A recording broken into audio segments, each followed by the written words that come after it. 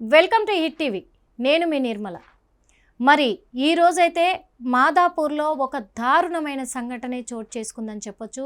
మరి ఈ విషయం మీ ముందుకు ఎందుకు తీసుకొస్తున్నాను అంటే, ఇప్పుడున్న యువత కొంతవరకైనా మారుతారు, ఇలాంటి దారుణమైన సంఘటనలు చూసి ఇలాంటి దుర్మార్గమైన ఆలోచనలను విని మరి కొంచెమైనా మారుతారు అని చెప్పేసి ఈ సంఘటన మీ ముందుకు తీసుకురావడం కూడా జరుగుతుంది. ఈ విషయం ఏంటి అంటే, మాదాపూర్లో కన్న తండ్రిని కన్న కొడుకు గొంతులో చాకుతో పొడిచి చంపేశాడు. అంటే ఈమెంటి కొత్తగా చెప్తుంది, ఇవన్నీ కామనే కదా ఈ రోజుల్లో. ఇప్పుడు మెయిన్గా ఇప్పుడు చూసుకున్నట్లయితే కన్న తల్లి కన్న పిల్లల్ని చంపడము, కన్న పిల్లలే తల్లిని చంపడము, కన్న తండ్రిని పిల్లలు చంపడము, ఇవన్నీ ఎప్పటి నుంచో వస్తున్నాయి. ఈమెముంది కొత్తగా చెప్పడము, ఈమె కొత్తగా క్రియేట్ చేసి చెప్తుంది అని అనుకుంటున్నారా? ఇదేమీ కాదు. ఎందుకంటే ఇది పాత విషయమే కావచ్చు, ఒక కొడుకు తండ్రిని చంపాడు అనేది. కాకపోతే ఇక్కడ ట్విస్ట్ ఏంటంటే, మనమందరం కూడా చాలా బాధించదగ్గ విషయం ఏంటంటే, మనకు దురదృష్టం అని కూడా చెప్పుకోవచ్చు ఒక పరంగా. ఇంత దారుణమైన సంఘటన ఏంటంటే, ఆ కొడుకు తండ్రిని ఎందుకు చంపిండు అనేది. ఇలా కూడా చంపుతున్నారా ఇప్పుడు అనేది. ఇదే మన దరిద్రం అనుకోవాలి. మన సమాజంలో ఉన్న దరిద్రము ఇంత నీచానికి వడిగడుతూ ఇక్కడ దారులు తీస్తుందని చెప్పుకోవాలి. ఎందుకంటే ఆ కొడుకు తండ్రిని గొంతులో పొడిచి ఆ పొడిచి చంపడమే కాదు, ఇక్కడ విచిత్రం ఏంటంటే ఆయనే ఆత్మహత్య చేసుకున్నాడని నమ్మించి ఇక్కడ హైదరాబాద్ మాదాపూర్ నుంచి వాళ్ళ ఊరికి తీసుకెళ్ళిపోయాడు మృతదేహాన్ని అక్కడికి తీసుకెళ్ళిపోయి దహన సంస్కారాలు చేయాలని ఎంత ధైర్యం ఉండాలి అసలు. ఒక ఇంటర్ పూర్తి చేసుకున్న విద్యార్థి ఒక తండ్రిని చంపిందే కాక, ఆ తండ్రిది ఆత్మహత్య అని చెప్పేసి అది హత్య కాదు ఆత్మహత్య కింద నమ్మిద్దామని బంధువులను నమ్మించి కర్మకాండలు చేయాలనుకున్నాడంటే నీది గుండెనా అని అడగాలనుంది. నిజంగా నీది గుండెనా అనే రీతిలో అసలు అది బండరాయో గుండెనో వాడు మనిషో లేకపోతే వాడు పిశాచో ఏందో అర్థం కావట్లేదు. ఎందుకంటే ఎంత దుర్మార్గుడైనా కానీ ఒక క్వశ్చన్ కాకుండా ఒక క్వశ్చన్ భయం వేస్తుంది. ఈ రోజుల్లో హత్య చేయడం అనేది భయమే లేకుండా పోతుంది. ఈజీగా పలక మీద అక్షరాలు తుడిపినంత ఈజీగా ప్రాణాలను తుడిచేస్తూ ఉన్నారు. ఒక బాడీ నుంచి ఒక ప్రాణాన్ని అంత ఈజీగా సపరేట్ చేస్తున్నారు. అదేందో అర్థం కావట్లేదు. కానీ ఇంత తెగింపు ఎందుకు చేస్తున్నారు అనేది అర్థం కావట్లేదు. ఎందుకు తెగిడుస్తున్నారు అనేది అర్థం కావట్లేదు. సమాజం ఎక్కడ పోతుందనేది అర్థం కావట్లే. 90స్లో వాస్తవంగా తల్లిదండ్రులు కొట్టినా తిట్టినా అర్థం చేసుకొని పిల్లలు మా భవిష్యత్తు బాగుండడానికే మా అమ్మ కదా కొట్టింది, మా నాన్న కదా తిట్టాడు అనే ఇదిలో క్షణాల మీద మర్చిపోయి మళ్ళీ అమ్మ నాన్న దగ్గర ఎంతో గారాభంగా ఉండేవాళ్ళు. ఆ తల్లిదండ్రులు కూడా అలాగే చూసుకునేవాళ్ళు. పిల్లలను దారిలో పెట్టాలి అనే ఒక ఇదితోటి వాళ్ళు కాస్త మందలించినప్పటికీ కాస్త చేసుకున్నప్పటికీ వెంటనే నా పిల్లలు అని వాళ్ళకి చేర్చుకునేవాళ్ళు. ఇంకొక విషయము, వాళ్ళు స్కూళ్ళకి వెళ్ళినా కానీ అప్పట్లో చాలా వరకు నిజంగా ఆ స్కూల్లో మాస్టర్ ఒక దెబ్బ కొట్టిండు అంటే మాస్టర్కి ఎదురు మాట చెప్పేవాళ్ళు కాదు స్టూడెంట్స్. అస్సలు కూడా వాళ్ళకి ఎదురు తిరిగి మాట్లాడేవాళ్ళు కాదు. సారు కొట్టిండు, ఈరోజు కొట్టిండంటే రేపు భయం ఉండి హోంవర్క్ చేసేవాళ్ళు. ఏ క్వశ్చన్ అడిగితే దానికి ఆన్సర్ చెప్పేవాళ్ళు. చదువుకొని వచ్చి ప్రిపేర్ అయ్యి ఎగ్జామ్స్ రాసేవాళ్ళు. ఇప్పుడు అలా లేదు. ఇక్కడ స్కూల్లో మాస్టర్లు భయపడాల్సిన రోజులు వచ్చింది. ఇక్కడ సమాజంలో తల్లిదండ్రులు భయపడాల్సిన రోజులు వచ్చినాయి. కన్న పిల్లల దగ్గర తల్లిదండ్రులకు రక్షణ లేదు, మరి తల్లిదండ్రుల దగ్గర అలాగే పిల్లలకు రక్షణ లేదు. దీని అంతటికీ కారణం కూడా మీరందరూ అవునన్నా కాదన్నా సెల్ ఫోన్లే కారణమని నేనంటాను. ఈ సెల్ ఫోన్ల వల్లే చెడిపోతున్నారని నేనంటాను. ఓపికలు లేవు మనుషుల దగ్గర, సహనం అసలే లేదు, భరించడం అనేది అసలే లేదు. మన అనే బంధాలు అనేటివి ఎప్పుడో కనుమరుగైపోయాయి. ఈ ఫోన్లు పుట్టిన మరుక్షణం నుంచే బంధాల విలువలు కనుమరుగు చేసి పాతిపెట్టేశారు. నిజంగా పాతాళంలోకి పాతిపెట్టేశారు అనుకోవచ్చు. ఇది చాలా బాధాకరం నిజంగా సమాజంలో మనం ఏమైపోతున్నామని. ఎందుకంటే ఒకప్పుడు మనకు రక్త సంబంధీకులు కాకపోయినప్పటికీ మనకు మొహం తెలిసిన వ్యక్తిని అవతలోడు ఇంకేదన్నా అంటుండంటే అరే ఆ వ్యక్తి మనకు తెలిసినోడు కదా, వాడెవడాడు అననీకే అని చెప్పేసి వెళ్ళి మందలించేవాళ్ళు. కానీ ఇప్పుడు అలా కాదు. పోనీ వాళ్ళకి ఏదన్నా అయ్యిందంటే విలువిలులాడేవాళ్ళు. ఇప్పుడు అలా కాదు. సొంత ఇంట్లోనే సొంత ఫ్యామిలీకే వాల్యూస్ లేకుండా పోయి సొంత ప్రాణాలకే లెక్క చేయకుండా ప్రాణాలు తీసేస్తున్నారంటే ఇంత ధైర్యం ఎక్కడి నుంచి వస్తుంది వీళ్ళకి? ఆ గుండె బండలాగా మారిపోతుందా? ఇది అర్థం కావట్లేదు సమాజంలో. ఇక ఈ కొడుకు ఎందుకు చంపాడు ఏంటి అనేది అసలు తెలుసుకుందాం. ఎంత పెద్ద ప్లాన్ వేసాడంటే ఎంత దుర్మార్గము. వీణ్ణి ఇప్పుడు అంటే వీణ్ణి అంటున్నానని తప్పుగా అనుకోకండి, ఇలాంటి వాళ్ళని అనాల్సిందే, అన్నా తప్పులేదు. ఎందుకంటే ఆ తల్లిదండ్రులు చిన్నప్పటి నుంచి కని పెంచి పెద్ద చేసి వాడిని చదివించాలంటే ఎంత కష్టపడి ఉంటారు. ఆ తండ్రి ఉన్న పొలం అమ్మేసి 6 లక్షలు తెచ్చిచ్చాడు చదువు కోసం, నేనేమైపోయినా పర్వాలేదు అని. తల్లిదండ్రికి అంత ప్రేమ ఉన్నప్పుడు కొడుకుకి ఏమైంది ఈ ప్రేమ? కొడుకుకు ఈ ఇక మెయిన్గా ఏంటి అంటే దీని అంతటికి కారణము మొన్నటిదాకా మనం చూసాం ఎంతోమంది బెట్టింగ్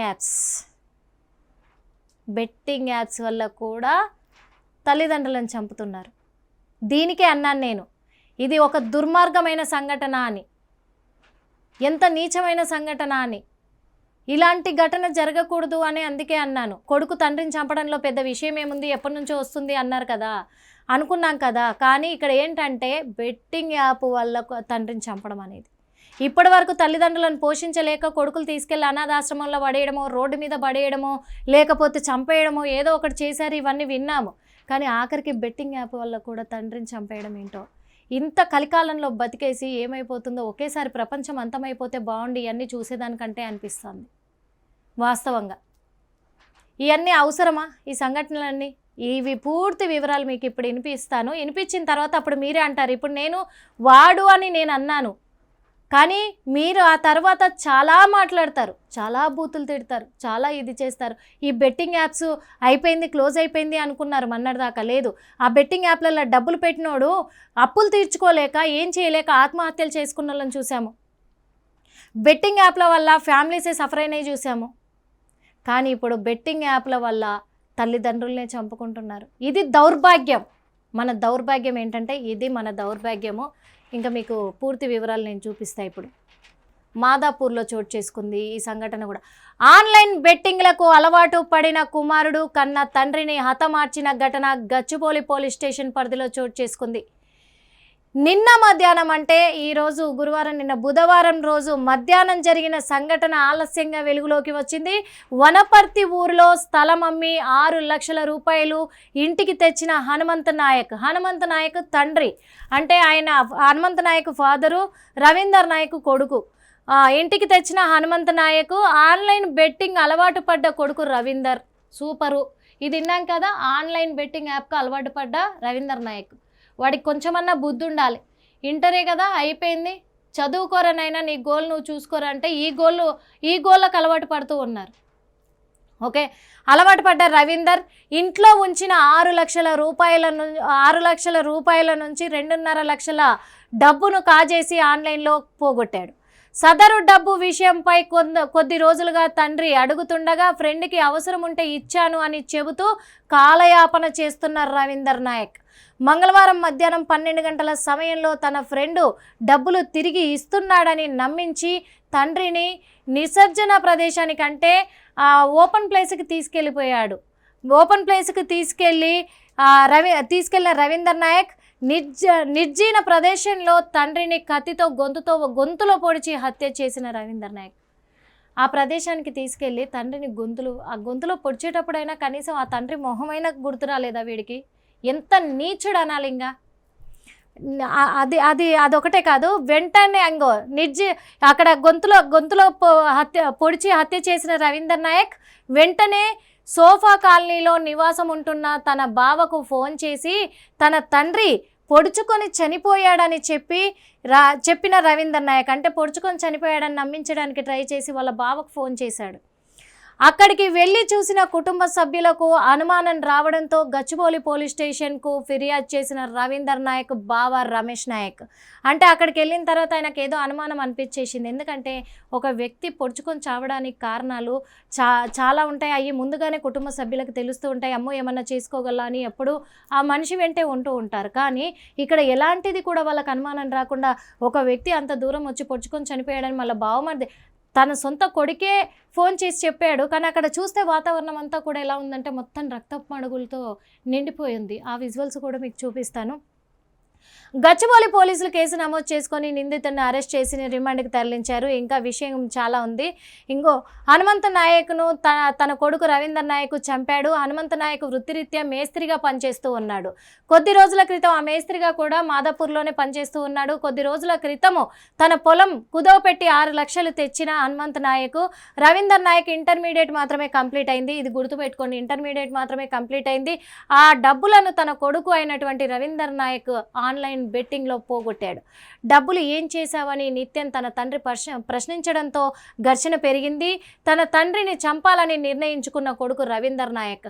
అంటే తండ్రి ప్రాణం కంటే బెట్టింగ్ యాప్స్లే ముఖ్యమైనవి ఇప్పుడు ఈ రోజుల్లో ఉన్న పిల్లలకి. ఇది గుర్తుపెట్టుకోండి. కొంచెమన్నా బుద్ధి ఉండాలి, సిగ్గు ఉండాలి, శరం ఉండాలి, బ్రతుకుకి ఏం చేస్తున్నాం అనేది ఉండాలి. ఇప్పుడు కన్నా తండ్రి కంటే బెట్టింగ్ యాప్లలో పోగొట్టిన డబ్బులు బెట్టింగ్ యాప్లే ముఖ్యమైపోయినాయి. అంటే ఇంకేమనాలో అర్థం కావట్లే. ఈ సమాజం ఎటుపోతుంది అనేది అర్థం కావట్లే.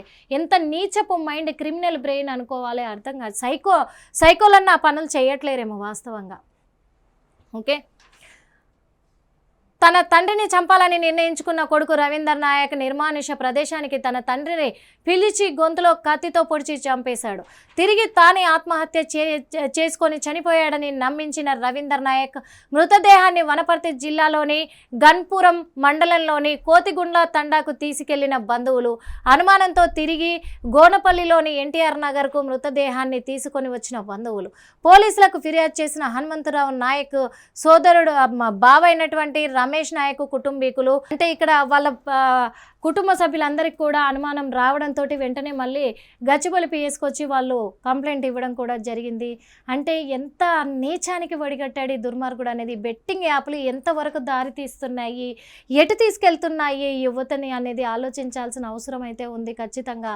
ఇది పూర్తిగా నిర్మూలించండి అని ఎంత ఆందోళన వ్యక్తం చేస్తున్నా కానీ ఎవరు కూడా దీని మీద యాక్షన్ తీసుకునే ఇదికైతే వెళ్ళడం లేదు అసలు. కానీ ఇవి నిర్మూలించకపోతే, బెట్టింగ్ యాప్లు నిర్మూలించకపోతే మాత్రము ఇలాంటి వాళ్ళు అమాయకులు ఎంతోమంది బలైపోవాల్సిన అవసరం అయితే ఉంది. అంతే ఆ బలైపోయే ఇంకా చాలా కేసులు కూడా మనం చూడాల్సి వస్తుందేమో అని భయం అయితే వేస్తుంది. అదైతే తప్పదేమో అనిపిస్తుంది. ఒక బెట్టింగ్ యాప్ కోసం ఏమొచ్చింది ఈరోజు ఈ బెట్టింగ్ యాప్ వల్ల? తండ్రిని చంపుకుంటే తండ్రి దూరం అయిపోయాడు.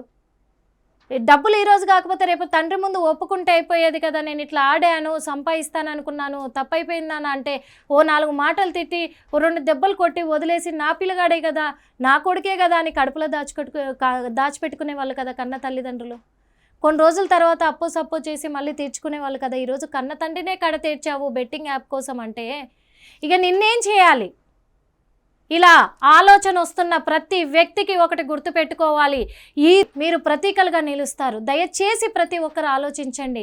ఇలాంటి బెట్టింగ్ యాప్స్ని కానీ, డ్రగ్స్ని కానీ, ఇలాంటి ఎలాంటి దుర్మార్గపు అలవాట్లు, వ్యసనాలు ఉన్న అవన్నిటిని నిర్మూలించడంలో యువత ముందుకు రావాలి, అడిగేయాలని మా హిట్ టీవీ ద్వారా మనస్ఫూర్తిగా కోరుకుంటున్నాను. హిట్ టీవీ యాప్, ఇందులో short news, live news, entertainment shows, movies, digital magazines తో పాటు మీ జిల్లా వార్తలను కూడా ఫ్రీగా చూడొచ్చు. ఇంకెందుకు ఆలస్యం, వెంటనే హిట్ టీవీ యాప్ ని డౌన్లోడ్ చేసుకుని ఫ్రీగా ఎంటర్టైన్మెంట్ పొందండి. Hit TV app.